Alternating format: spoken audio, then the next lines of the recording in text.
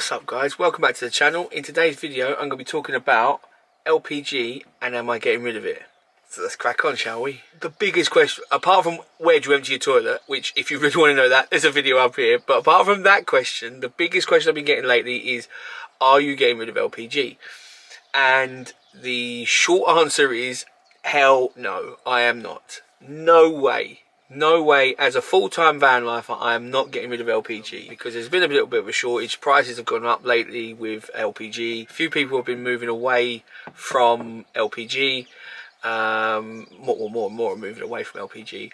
Electricity is great and I actually love it, and I am moving more and more towards electricity and away from gas to then make my gas last a lot longer, which it's just good sense, really. I am fully for moving towards electricity, but I'm not going to get rid of it. Get rid of my LPG completely, and the reason is because it's redundancy. It's purely redundancy. Solar can be hit and miss, you know, especially in this country. Solar is hit and miss. In the summer, we've got brilliant solar. I mean, right now it's overcast, and I'm getting 9 amps of power straight in right now, which is fine. I've charged up my power banks because I used the air fryer last night to cook some chips, and the system works. It works perfectly. But in the depths and darkness of winter, you want redundancy. So I want to be able to cook on the hob if I haven't got the solar. I don't want to have to drive to get the electricity even from the B2B to be able to use my appliances. I'd rather just turn the oven on, turn the grill on, or use the hob. So my system right now is I've got 3 160s on the roof, solar panels, and I've got 200 watts of lithium. I've got a video up here when I moved to EcoFlow batteries, and I cannot fault them a single bit. It's no battery anxiety whatsoever. I flipping love them. So since moving to them, it's been a dream. It really has. So my system runs on 200 amps of lithium, and from that I can power everything to an extent. You still have to, within reason, if you're going to use these higher power appliances, you still have to use some common sense and look at the weather forecast. Are you going to be traveling for the next couple of days? You know, are you going to be going here, there and everywhere, to put the power back into the batteries? Lithium's great. You can take it right down. It can take more. It can take a bigger punch. More consistent voltage. So that's amazing. But if you haven't got the power to go back in it, then they're still not great. You know, they need power in them to be power out of them. So that's common sense. I'm not telling you anything new there. I just know that from last winter and a few winters that I've done, and granted I was on lead acid, but they were dark winters, and they were, for many reasons, obviously we've gone through COVID, when it's cold, it's grim and overcast for weeks on end, it's raining, I use gas, you know, for cooking. I know it's a pain because there are gas stations shutting down around the country, but for me traveling 20-30 miles to go and get gas seems like a real waste, especially with the rising fuel costs. But if I can then go and get that gas in 20-30 miles and I fill up 2 full bottles, I've then got 29 litres of gas, which will, as long as I use it properly and conservatively, will last me and do so much more than I would get in power from them 30 miles from a B2B and no solar, if that makes sense. It's spring, summertime, so I'm moving away from gas, so I'm using my free electricity from the solar while I can. Might as well, and then it just ekes out the gas even more. 2 bottles last me about 6 to 8 weeks at the moment. The diesel heater, one of them is amazing. A diesel heater is second to none for heat. I woke up at like 5 o'clock this morning gasping because I was so hot up in the bunk, so I had to turn it off, and then I had to turn the fan on to extract some of the hot air because it was so hot. I use my gas for my fridge. I've got a freeway fridge, and I use it for my heating of the water. Now if I only want a cup of tea or I want to do some washing up, I don't turn the boiler on because there's 10 litres of water there. I'm not going to heat 10 litres of water for just a litre of water to fill the sink to wash up or to wash my face or something like that. If I only need to wash my face, wash my hands, do whatever, or do the dishes, or have a cup of tea, I'll just put a kettle of water on. And again, I can do that on the induction at the moment, but if I'm not doing it on the induction, I'll just do it on the hob, because I only need to heat 1 litre of water or 1.5 litres of water. I don't need to heat 10, so that's just a waste. So the only time I actually turn the hot water on is to have a shower. So I'm very rarely, I am eking out the gas quite a lot. As I said, I get 6 to 8 weeks now, because it's really solely just for my fridge.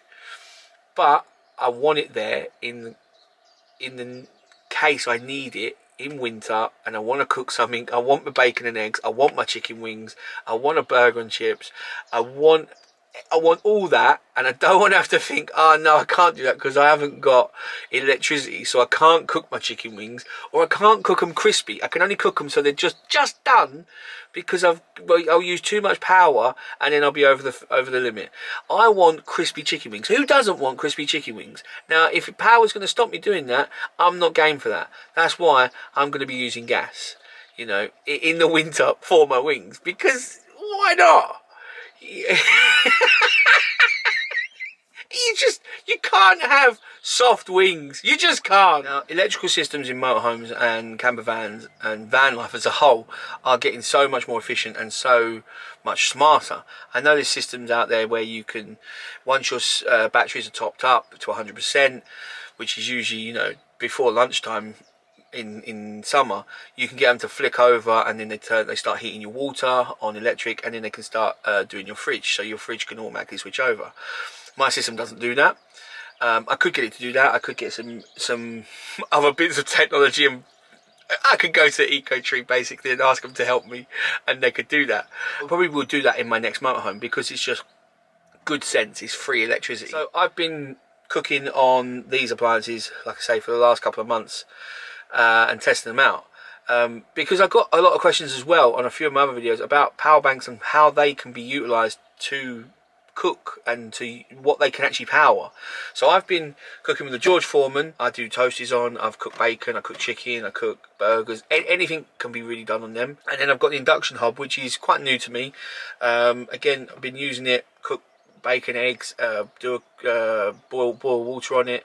It's got loads of settings, so you can choose the wattage that you want, which is great. You don't have to have it on like 2000 watts or anything. My actual inverter within the van can power them too, but what I've been using is the River, the EcoFlow River Pro.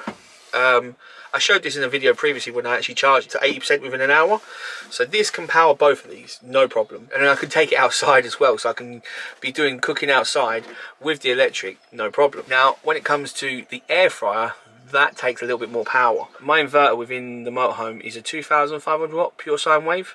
This is a 1500 watt air fryer, which, by the way, I love. They are absolutely amazing. They cook brilliantly and they cook really fast. I've been using this bad boy for the air fryer.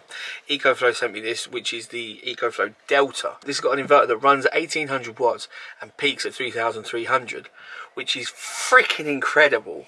So this thing runs the air fryer an absolute dream. These are expensive. I'm not gonna beat around the bush. They're about £1,100, £1,200. Again, links will be in the description if you want to have a look at them. But this is another option if you're going more electric, going to turn into more electric. I'm using this because this has got a bigger inverter, and I wanted to test it because a lot of people ask, what can these actually do? You know, can they handle stuff? And this has been handling my chicken wings, my chips, everything. You can even do boiled eggs in the air fryer. And I'll put a picture up now. My God, the boiled eggs, soft boiled eggs, 9 minutes in the air fryer, and they come out perfect, absolutely perfect. I don't know why, but obviously I've been sent this so I can use it and I'm testing it. And I'd rather drain this down first and then it sit there for a couple of days empty until solar's back up. Then I can plug this back in and this will charge to 80% within an hour like all the other EcoFlow products. And then my system can charge it back up and then my system will charge itself back up. So it's like a win-win really, because I'm expanding how much power I've got, and how many appliances I can use. This will run a coffee machine. This will run all the other appliances, like the toaster, the toasty maker, the induction hob. This will run the induction hob and the air fryer at the same time. Not a problem.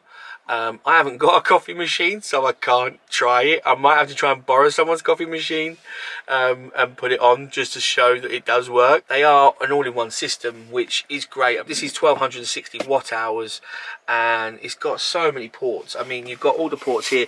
The one I love is the PD port. It's 100 watts, and then you've got your 4 AC plugs at the back. You know, and it isn't for everyone, but if you are looking to go more towards the electric side, then it is an option. Definitely a valid option, especially because of how quick they charge. Long story short, I am not going to ditch my gas, and even in my next motorhome, I will have gas. I will not ditch gas. The other reason why is because I want to go to Europe and around the world, and I know we're moving away from gas quite a lot over here within the forecourts, but I'm pretty sure Europe are not, and it's still readily available over there.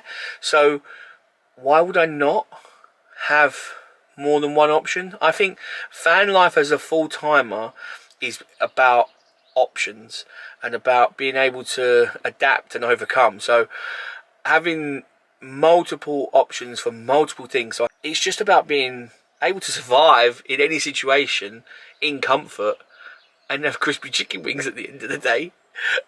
And a cold Pepsi Max, and that's really it. That's all you want. So that's my answer. Make sure you check out this video and this video, because if I say so myself, they're bangers. And I'll catch you guys in the next one. Take it easy. Bye.